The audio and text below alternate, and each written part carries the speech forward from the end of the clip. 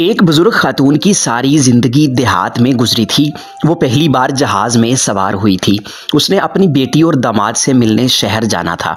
जहाज में मेरे बराबर वाली सीट उसे मिल गई। जहाज का अमला खाना लेकर आ गया। उसने पहली बार ऐसा खाना देखा था। वो मखसूस टिशू की पैकेट खोलकर चबाने लग गई, लेकिन उसे जल्द एहसास हुआ कि कुछ गलत हो गया। वो शर्मिंदा होकर किन आंखों से मेरी तरफ देख रही थी। मैं उन पर यह जाहिर कर रहा था कि गोया मैंने कुछ नहीं देखा। फिर चंद सेकंड के बाद मैंने भी टिश्यू का पैकेट खोला और मुंह में डाला। वो जोर जोर से हंस पड़ी और मुझे रोकने लगी। मैंने उनसे कहा कि माँ जी, आपको पता था तो मुझे पहले क्यों नहीं बता दिया। वो हंसते हुए बोली, बेटा मैंने भी इसे खाने वाली कोई शय समझकर मुंह में डाल दिया था।